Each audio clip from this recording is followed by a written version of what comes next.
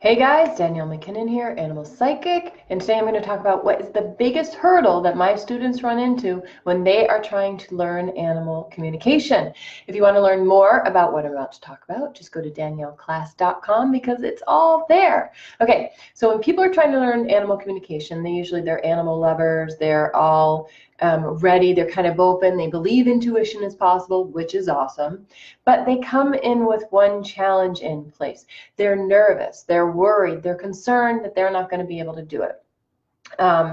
If you're looking to learn animal communication, I bet you are somebody who has felt worried that maybe everybody else would be able to do it, or that it won't work for you, or that you won't trust it, or whatever it is. But really, so what starts happening is you start getting in your head. And that's the biggest factor that stops a person up from really being able to learn animal communication. And what I mean by that is, if you're in your head and you're going, is that me? Is that the animal? Is this working? What are they doing? What's happening? You are not managing your energy. You are not in an awesome, wonderful, calm, peaceful state. And when you're not in an awesome, wonderful, calm, peaceful state, it's very hard to get the information that the animal is wanting to give to you intuitively.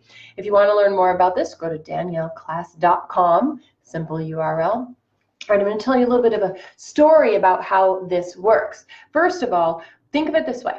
I'm not going to tell the story yet. I'm going to tell this. What you're going to do is think of it this way. When you go to do something, you want your full-on focus on it, right? You just want to be perfectly there, ready, in tune, here we go. If I'm going to connect with an animal, I want to be that way. I want to be zen. I don't want to be thinking and censoring myself. I want to be right there. When you are thinking and censoring yourself, it's like extra energy, extra information flying by because your head's going like this. You're feeling kind of crazy, you're censoring yourself, and that means that all the intuitive data that the animal is sending you can't get through the static.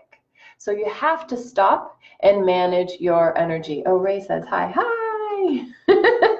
You have to stop and manage your energy, which means doing belly breaths, doing one of the tools that I teach in my animal communication classes. That would be go to danielleclass.com to start learning those tools, doing something that takes you from this state to this state. Because when you're in this state, you're going to trust yourself a lot more.